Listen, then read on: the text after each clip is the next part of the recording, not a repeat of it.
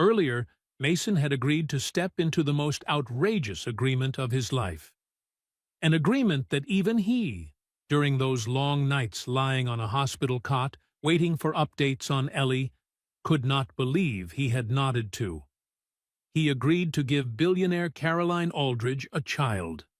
In return, she would cover the entire cost of the surgery that would save Ellie, the little girl who was his whole world. Ellie had undergone her operation successfully. Caroline was now pregnant, and between two people from two completely different worlds, something had begun to grow. Not love, not yet, but concern, understanding, warmth, the kind both had forgotten long ago. Mason thought the hardest part was over. He was wrong, because in the shadows, someone else had seen everything. Henderson, the vice chairman of the board. A man willing to burn Caroline to the ground just to seize power, now held photos that could destroy both her reputation and her life overnight. And just when things seemed to be settling, Dana, Mason's ex-wife, the woman who abandoned Ellie when the girl needed her most, suddenly returned, demanding to see her child. But danger and trouble were not coming solely from the outside. Fate had never been merciful to anyone, and it always demanded a price. When Caroline made a new proposal, even more insane than the first agreement, a marriage, Mason was forced to confront the question he had spent his entire life avoiding. Could he truly love this woman? And if he could, would that love be strong enough to protect them from everything waiting ahead? If you're following this story, don't forget to hit subscribe so you won't miss the next part, because what's coming will be far more intense. You want to know how Mason will answer Caroline, don't you? Stay with me. The story is far from over. Everything began on a Friday afternoon. Mason had just returned from the hospital after visiting Ellie when he saw Margaret, the housekeeper, waiting by the front door of the mansion, looking uneasy. "Mr. Calloway, Mrs. Aldridge wants to see you immediately. In her office." "What happened?" Margaret only shook her head softly, avoiding his eyes, offering no explanation. Mason stepped into Caroline's office. She was standing by the window with her back to him, but he could clearly see her tense shoulders, her hands clenched tight, as if holding herself together. "Caroline?" It was the first time he'd called her by her first name, not Mrs. Aldridge. He didn't know when it happened, but the distance between them had shrunk enough that formal titles suddenly felt foreign. Caroline turned around. Her face was pale. "Henderson knows." Those 4 words hit Mason like ice water thrown straight into his chest. "Knows? What do you mean?" Caroline handed him a brown envelope. Inside were photographs. A photo of Mason walking out of the mansion. A photo of Mason and Caroline standing by the window. A photo of Mason holding her hand in the garden. And one taken from afar, but clear enough to show Caroline resting her head on Mason's shoulder. "He hired a private investigator to follow me," Caroline said, her voice trembling slightly. "For the past 2 weeks. I had no idea." Mason stared at the photos, feeling as if the ground beneath him had cracked open. "What does he plan to do with these?" "He called me this morning." Caroline lowered herself onto the chair, her hands circling her stomach as if protecting the child inside. "He said that if I don't resign as CEO and hand over control to him, he will send these photos to the media, to shareholders, to everyone." "Resign?" Mason almost couldn't believe his ears. "You built this company for 15 years. "I know," Caroline cut him off, bitterness thick in her voice. "But he doesn't care. He's waited for this moment for years, and now he has exactly what he needs." Mason stepped closer and knelt in front of her. "We'll find a way. There has to be a way. What way? Caroline lifted her eyes to him, her blue irises full of despair. Those photos are real. What's between us is real. If the press finds out, they will tear me apart. Female CEO pays janitor to get her pregnant. Can you imagine that headline? She stood up abruptly, pacing the room like a trapped animal. And it's not just about reputation. She clenched her fists. The stock will plunge. Partners will pull out. Everything my father built, everything I've spent my entire life protecting, could collapse in a single night. Mason rose to his feet. His head spun. One thought echoed relentlessly. It was all his fault. If he hadn't come into her life, if he hadn't agreed to that insane deal from the beginning, Caroline wouldn't be cornered like this. "I'll leave," he said, his voice tight. "I'll disappear. You can tell Henderson I'm just a gardener or a distant acquaintance. I'll never show my face in public." "And the baby?" Caroline looked straight at him. "Do you think Henderson will ignore the fact that I'm having a child with no father?" Mason fell silent. She was right. Even if he vanished, the problem remained, like a ticking bomb. "So, what do you plan to do?" Caroline stood still for a long time.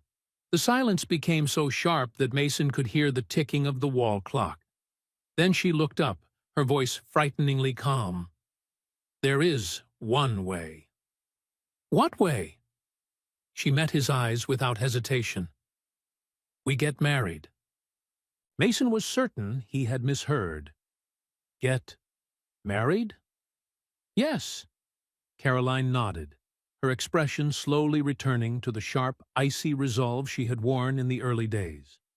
"If we get married, the story changes entirely. It won't be a scandal anymore. It's simply a CEO marrying the man she loves, carrying his child. Normal, legal, nothing for anyone to twist.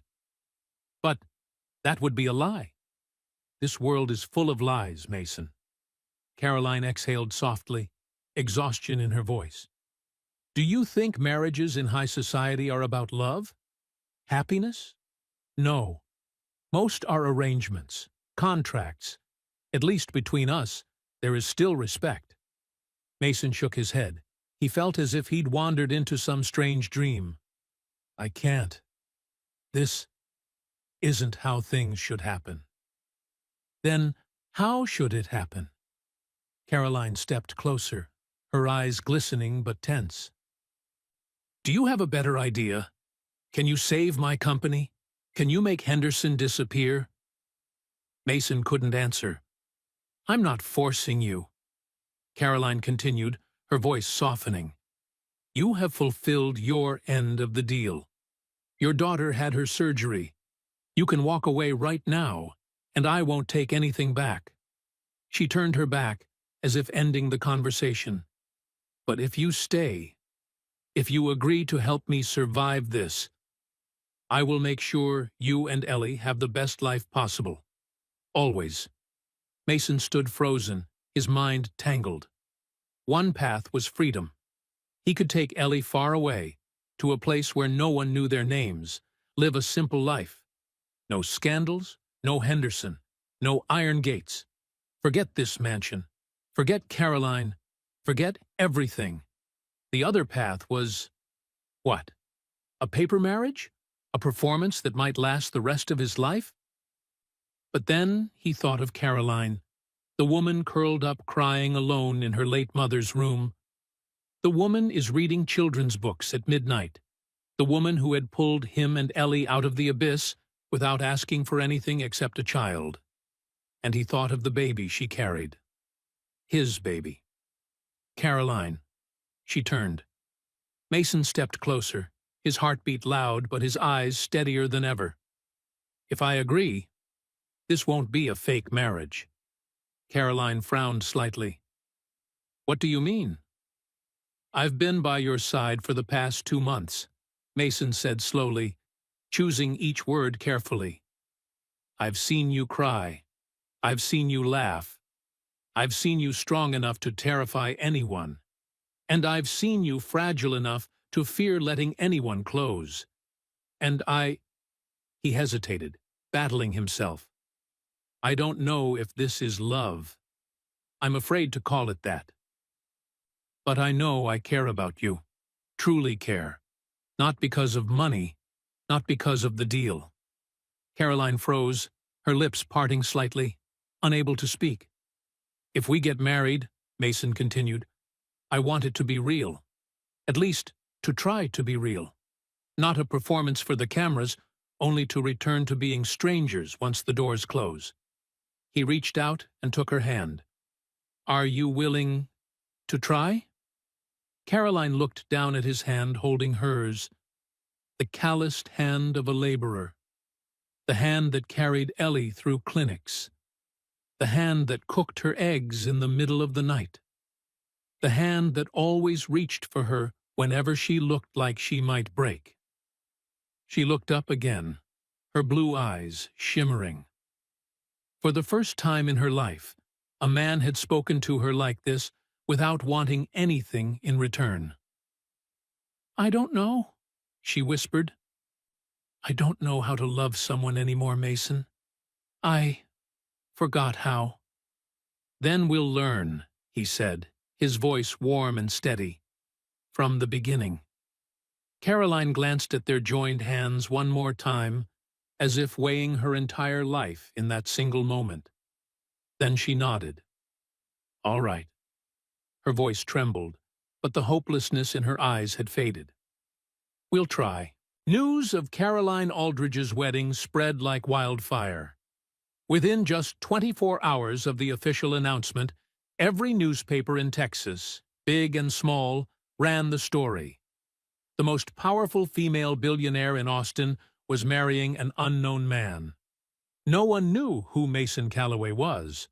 No one understood why Caroline would choose someone so ordinary. And that was exactly what Caroline wanted. She held a short press conference, appearing in public with Mason standing beside her. Caroline wore a cream-colored dress, her belly slightly rounded, and for the first time in many years, she gave a genuine smile in front of the cameras. I know people have a lot of questions, she said, her voice calm. But love doesn't need an explanation. Mason is the man I chose, and I have never been happier. The reporters immediately erupted. Questions firing off like machine gun bursts. Mrs. Aldridge, what did Mr. Calloway do for a living before this? How did the two of you meet? Is this a shotgun wedding? Caroline didn't answer them one by one. She simply took Mason's hand, smiled, and said, We'll be having a small, private ceremony in 2 weeks. Thank you all for your concern. Then she turned and walked away, leaving the press stunned that they had gotten nothing out of her. Henderson, on the other hand, couldn't bear it. He had prepared the perfect scandal, and Caroline turned it into a romantic love story. He had no more cards to play. At least, that's what Mason thought. A week before the wedding, Mason brought Ellie to the mansion. She had fully recovered from the surgery. Her cheeks were rosy, her blue eyes sparkling, her laughter bright and clear like wind chimes. When the car stopped in front of the gate, Ellie's mouth fell open. Daddy, is this a castle? Mason chuckled, though anxiety twisted inside him. This was Ellie's first time meeting Caroline. He had no idea how things would go. He didn't know how his daughter would react to the news that her father was about to marry a woman she'd never met. Caroline was waiting at the door. She wore a simple floral dress, her hair down softly, looking gentler than Mason had ever seen her. When Ellie stepped out of the car, the two of them looked at each other. 1 second of silence. Then Ellie tilted her head, studying Caroline with innocent curiosity. Who are you? Caroline bent down to her eye level. I'm your dad's friend, she said, her voice softer than a breeze. My name is Caroline. Caroline, Ellie repeated. Your name is like a princess in a cartoon." Caroline let out a small laugh. A real laugh. "Is that so? No one has ever called me a princess before?" "But you live in a castle." Ellie pointed at the mansion. "Anyone who lives in a castle is a princess." Caroline turned to look at Mason, her eyes shimmering. "She's really smart." Mason could only smile. Watching Caroline and Ellie together, he felt a gentle warmth spread through his chest. That afternoon, Mrs. Lorraine arrived as well. Mason was more nervous about this meeting than anything else. His mother was traditional. How would she react to the news that her son was about to marry a billionaire? A woman he'd known for less than 3 months? But Mrs. Lorraine surprised him. When Caroline came out to greet her, Mrs. Lorraine didn't ask about money, status, or any of the things Mason had feared. She simply took Caroline's hands, looked straight into her eyes, and asked, "Do you care about my son?" Caroline froze. It was a question she had never prepared an answer for. She hesitated. "I'm learning how to care, and Mason is teaching me." Mrs. Lorraine was silent for a few seconds. Then she nodded.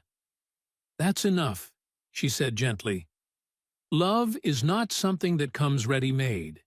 It's something you build, day by day." She turned to Mason.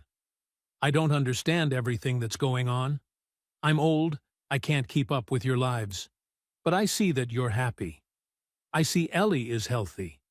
And I see this woman looking at you with the same eyes I once had for your father." She smiled, her old eyes warm and bright. Sometimes, life brings us things we never expected. Our job is to receive them. But not everyone could accept it. 3 days before the wedding, Mason got a call from an unknown number. "Mason Calloway?" The woman's voice froze him on the spot. "Dana."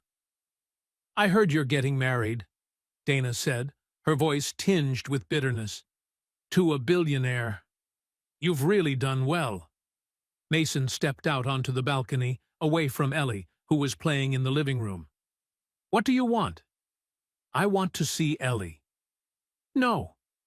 "You can't stop me," Dana said, her voice sharp as a blade. "I'm her mother. I have rights." "You left," Mason replied, his tone so cold it surprised even himself. "You left when Ellie needed her mother most. You don't get to just come back because you feel like it." "I left because I had no choice," Dana burst out. "You think I wanted to? Ellie was sick. We had no money. Do you think I could handle that? I had to find a way to survive." Mason's fist tightened. "And your way was to go with a rich man and abandon your own child?" Silence on the other end. After a moment, Dana spoke quietly. "I know I was wrong.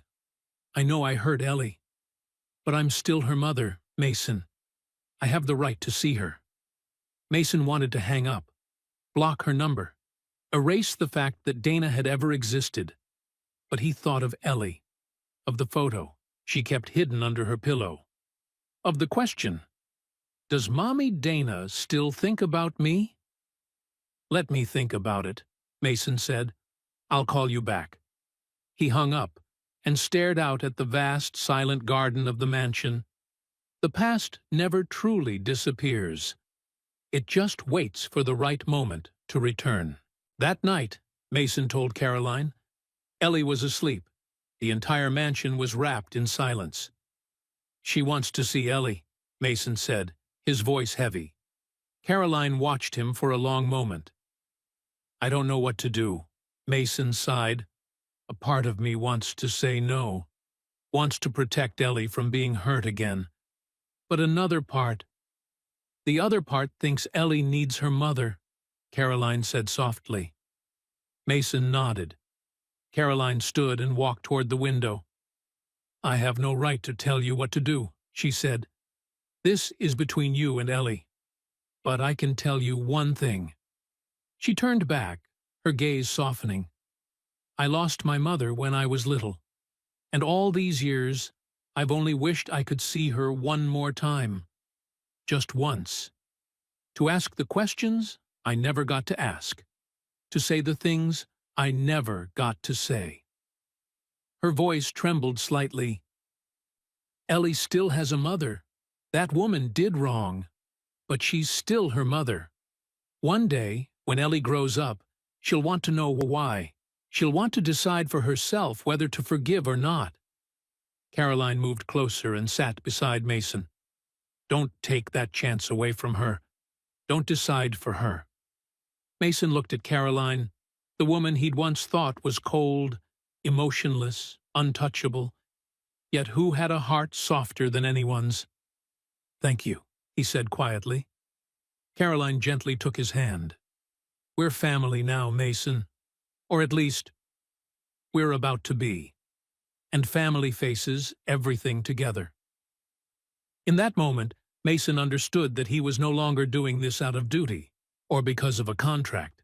He was doing it because he wanted to, because of the woman in front of him, because of the new family they were building together. The wedding took place on a late autumn afternoon, when the maple leaves had already turned a brilliant shade of orange and gold. Contrary to what people imagined a female billionaire would choose, Caroline opted for a simple ceremony. Just a few dozen close guests in the garden behind the mansion. No reporters, no cameras, no display of extravagance, only white roses, soft evening sunlight, and two people standing before each other. Caroline wore an ivory wedding dress, simple and unadorned, not a single diamond or crystal. Her belly was already clearly rounded at 4 months, yet Mason had never seen her look more beautiful. He stood there, in the very first suit he had ever worn in his life, watching the woman slowly walk toward him. 3 months ago, he had been a janitor, mopping floors at midnight in a skyscraper. Now, he was marrying the owner of that building. Life really did know how to tease a man. Ellie was the flower girl. She wore a pale pink dress, holding a basket of petals, walking ahead of Caroline with the serious expression of someone performing the most important mission of her life. Mrs. Lorraine sat in the front row, tears streaming down her wrinkled face. She had never dared to imagine she would one day see her son this happy. Dr. Harrison Cole was there too, standing quietly in a corner of the garden, a rare smile on his normally stern face. And Margaret, the housekeeper who had been with the Aldridge family for 30 years, kept dabbing her eyes with a white lace handkerchief, a gift Mrs. Eleanor, Caroline's mother, had given her long ago. When Caroline stood before Mason, they both fell silent for a moment. No words needed. No vows needed. Just looking into each other's eyes was enough.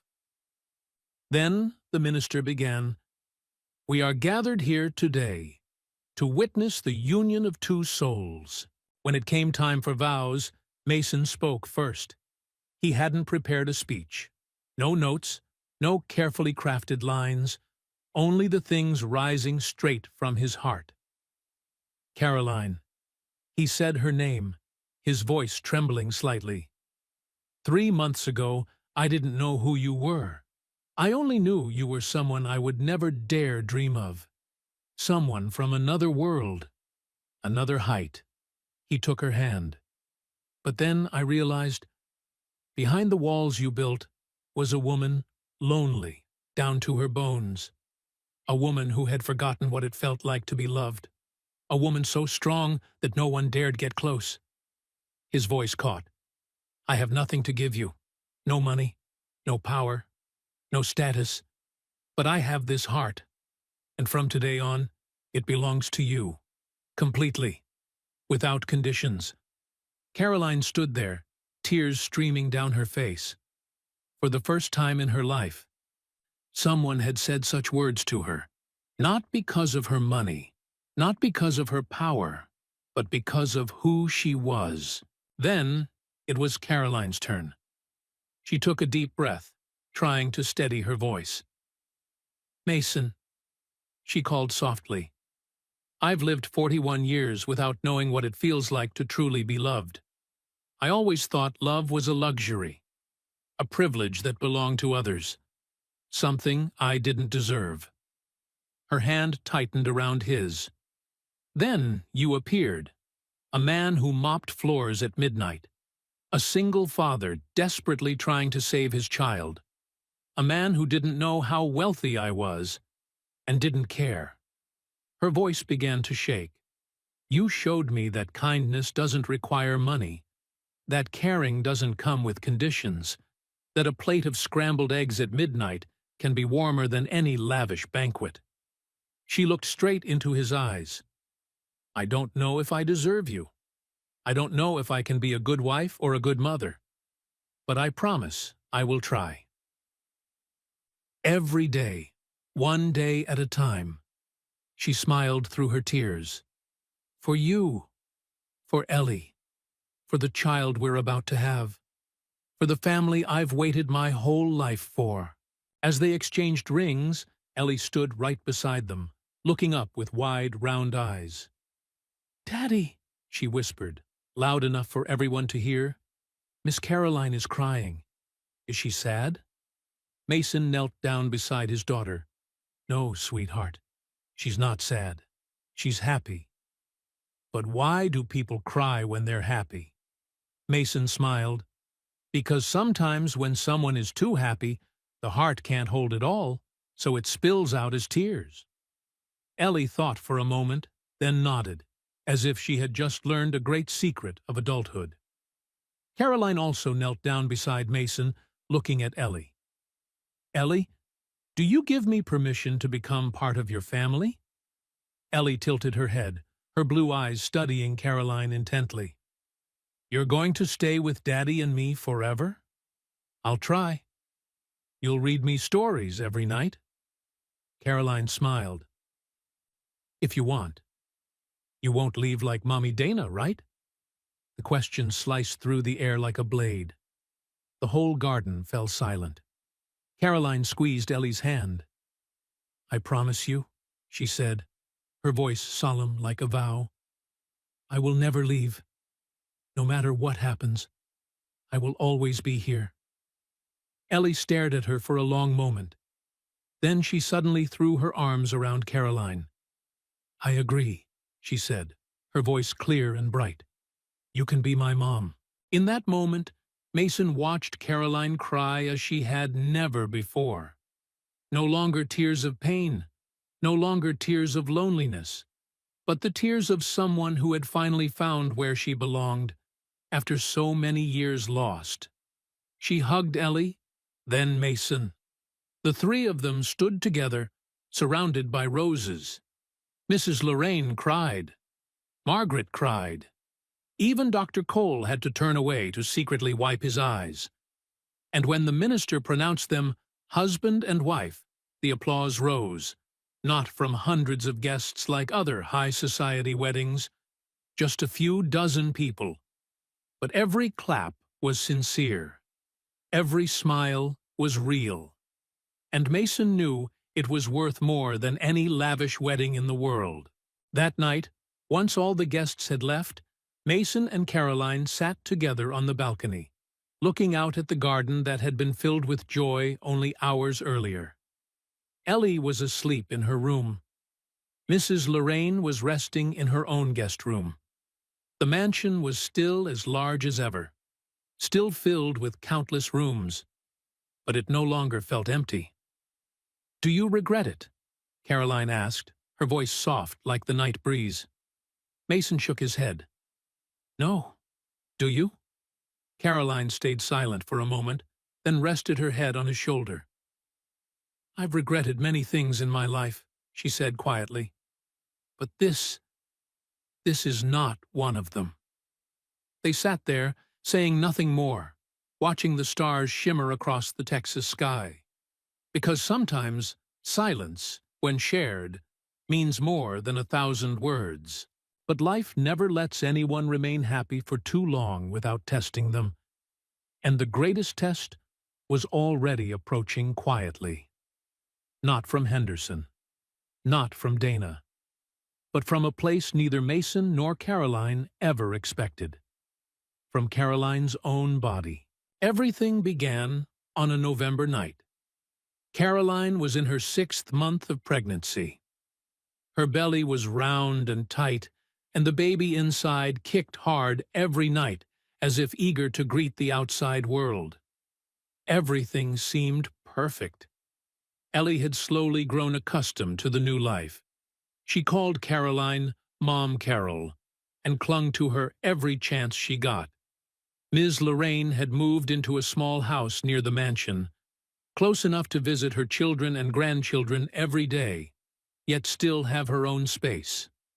Henderson had gone silent after the wedding. He no longer had any reason to target Caroline. And Mason, for the first time in his life, he felt like he was truly living, not just surviving. But that night, everything changed. Mason was asleep when Caroline's cry of pain jolted him awake. He shot up, turning to the side. Caroline was curled up, both hands clutching her stomach, her face frighteningly pale. "Caroline, what's wrong?" "It hurts," she whimpered, her voice trembling. "It hurts so much, Mason." Mason switched on the light, and his heart nearly dropped. On the white sheet was a streak of red blood, spreading rapidly. "No! No!" Mason stammered, panic numbing his hands. "Hold on! I'm calling an ambulance right now." He leapt out of bed, his hands shaking so hard he could barely dial. At the same time, he yelled for Margaret. 15 minutes later, the ambulance arrived. Mason sat beside Caroline on the stretcher, gripping her hand tightly. Caroline had slipped into semi-consciousness from the pain, her face ashen, her lips pale. "You're going to be okay," Mason whispered, unsure whether he was speaking to her or desperately trying to reassure himself. "You'll be okay. Our baby will too." But when he looked into the eyes of the medical staff, he knew things were far from okay. St. David's Hospital. Mason sat in the surgical waiting room, head down, hands clasped tightly. Dr. Cole had rushed to the hospital the moment he heard the news. He was in the operating room with the medical team, trying to save both Caroline and the baby. 1 hour passed, then 2, then 3. Mason couldn't remember how many cups of coffee he had drunk, nor how many times he'd paced the hallway. Every second felt like a lifetime. Ms. Lorraine arrived near dawn, carrying a sleepy Ellie. "Daddy, why is Mom Carol at the hospital?" Ellie asked, her voice anxious even though her eyes were still foggy with sleep. Mason embraced his daughter. "Mom Carol is sick, sweetheart. The doctors are taking care of her." "Is she going to be okay, Daddy?" Mason couldn't answer. He simply held Ellie tighter, as if clinging to the last bit of peace in the middle of the storm. Nearly 5 hours later, the operating room door finally opened. Dr. Cole stepped out with a weary face, his eyes sunken with worry. Mason shot to his feet. "Doctor, my wife—" Dr. Cole looked at him, his gaze heavy as stone. "Mr. Calloway, we need to speak in private." Mason's heart clenched. He handed Ellie to Ms. Lorraine and followed Dr. Cole into a small room. As soon as the door closed, Dr. Cole exhaled. "Mrs. Aldridge had placenta previa," he said, his voice dropping low. "The fetus experienced severe oxygen deprivation. We had no choice but to perform an emergency C-section." Mason felt his knees nearly give out. My baby." "It's a girl," Dr. Cole said. "Born at 26 weeks. She weighs only 800 grams. 800 grams. Lighter than a bottle of soda." "She's being moved to the neonatal intensive care unit," the doctor continued. "Her condition is very serious. Her lungs are not fully developed. We're doing everything we can, but—" He hesitated. "I can't promise anything."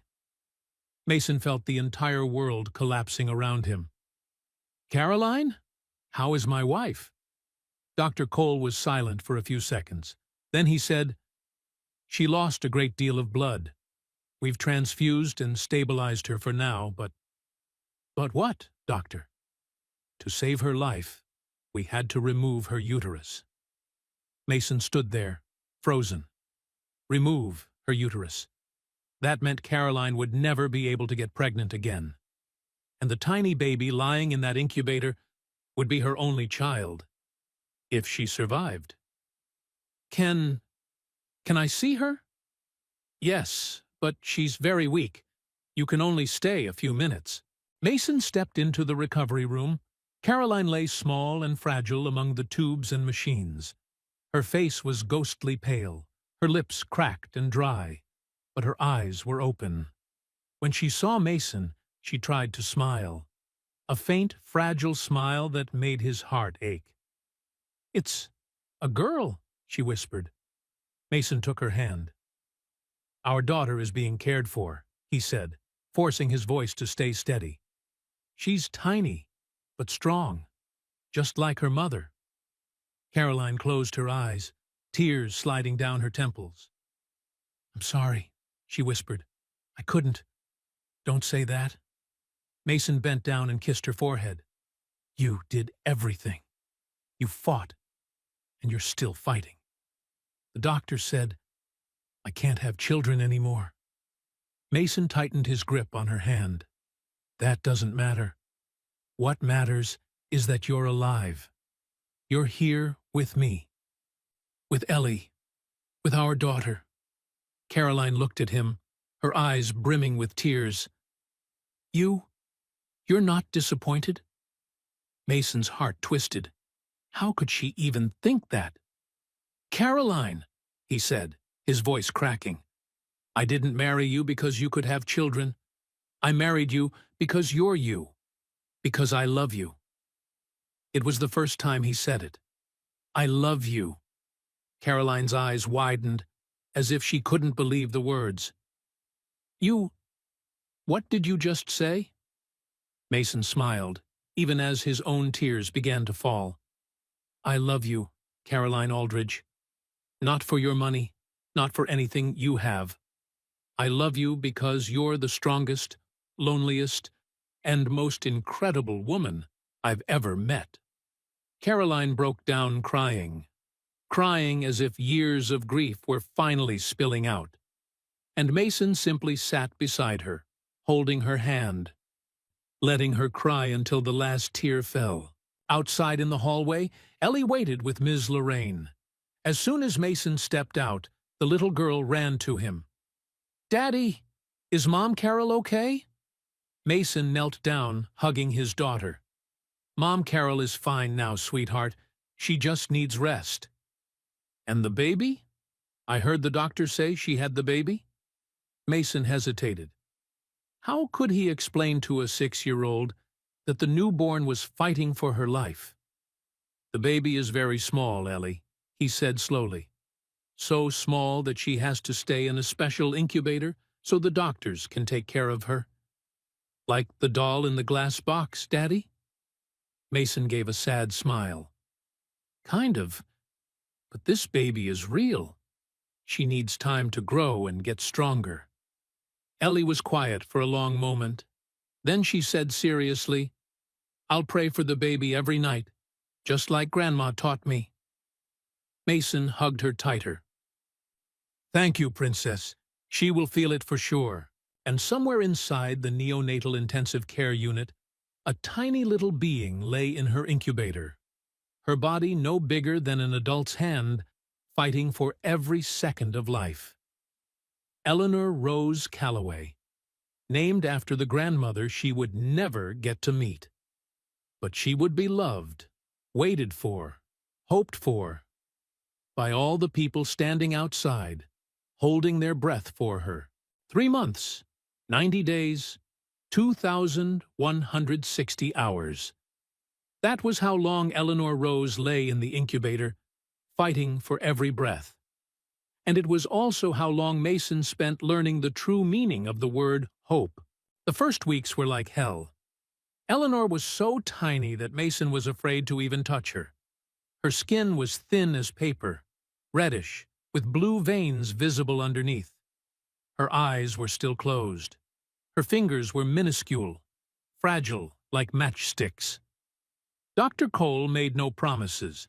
He only repeated one sentence over and over. We wait, and we pray. Caroline was discharged after 2 weeks, but she practically moved into the hospital. Every day she sat beside Eleanor's incubator for hours, placing her hand against the glass, as if trying to pass her warmth through it. Mom is here, she whispered, even though she knew Eleanor couldn't hear her. Mom will always be here. Mason sat beside her, holding her hand. They didn't need to say much. Just being there together was enough to hold off the fear. Ellie visited every week. She stood outside the glass, pressing her face close, her round eyes full of wonder. The baby is so small, Daddy, she whispered. Smaller than my doll. But she'll grow, Mason replied. A little more every day. And she did. By week 4, Eleanor gained 50 grams. By week 6, she opened her eyes for the first time. Mason was sitting by the incubator when he saw her tiny eyelids tremble, then slowly lift. Blue eyes, as blue as Caroline's, looked at the world for the very first time. He burst into tears like a child. Caroline! Honey! She opened her eyes! Caroline practically ran over, bending close to the incubator. And for the first time in weeks, she smiled. A real smile, radiant like sunshine after a storm. My daughter, she whispered, tears spilling uncontrollably. You're so beautiful. By week 8, Eleanor could drink breast milk through a tube.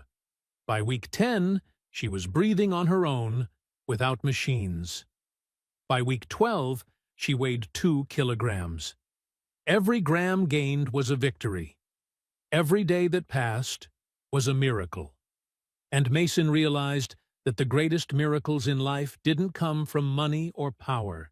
They came from a tiny human in an incubator who simply refused to give up. The day Eleanor was discharged was a late February day.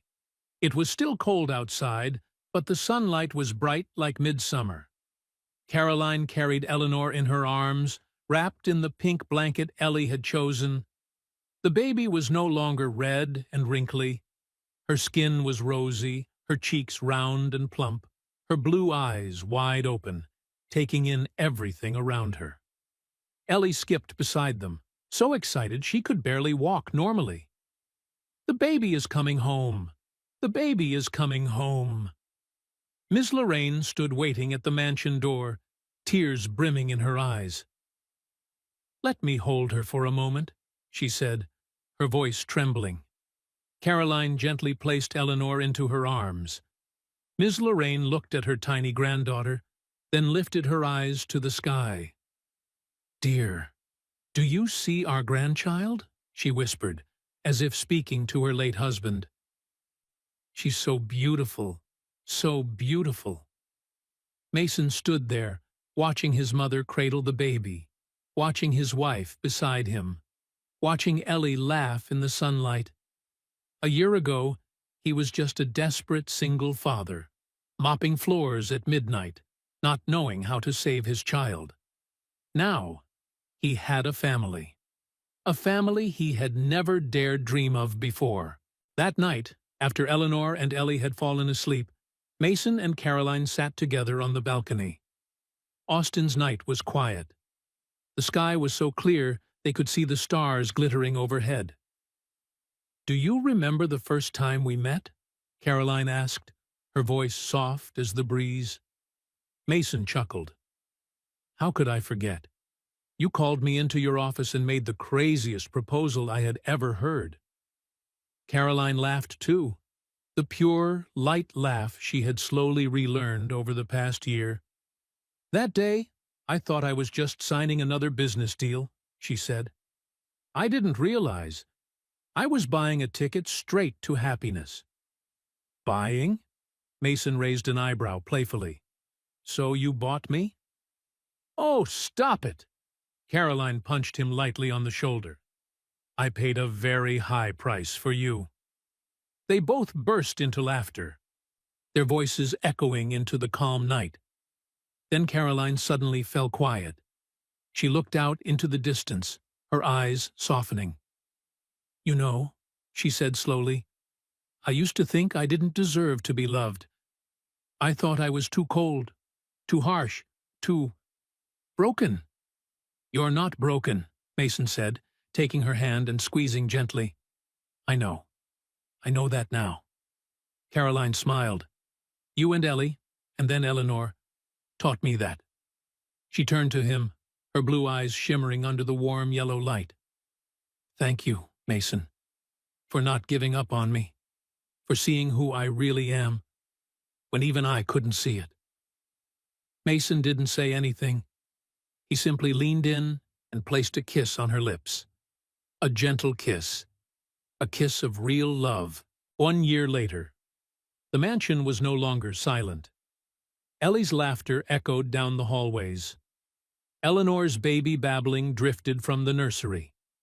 Ms. Lorraine's steady voice recited bedtime stories every night. Margaret complained nonstop because the kids kept messing up the floor she had just cleaned 10 minutes earlier. Caroline had reduced her workload. She hired more managers so she could spend more time with her family. Henderson had been forced to resign after his illicit transactions came to light. The company still thrived, but for Caroline, it was no longer everything. As for Mason, he was no longer a janitor. But he didn't become some idle husband living off his wife's money either. He founded a charity fund supporting families with children suffering from congenital heart diseases, like Ellie once did. Families with no money, no hope, but with boundless love for their children.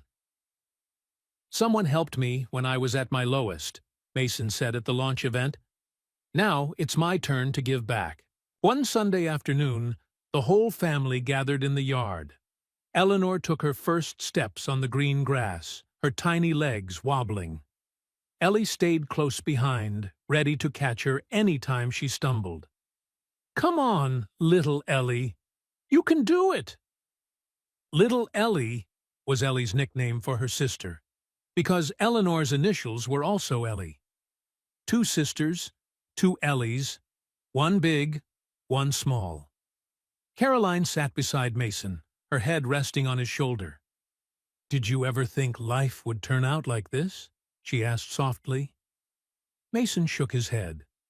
No, I used to think life was just surviving day by day. Working, paying bills, worrying.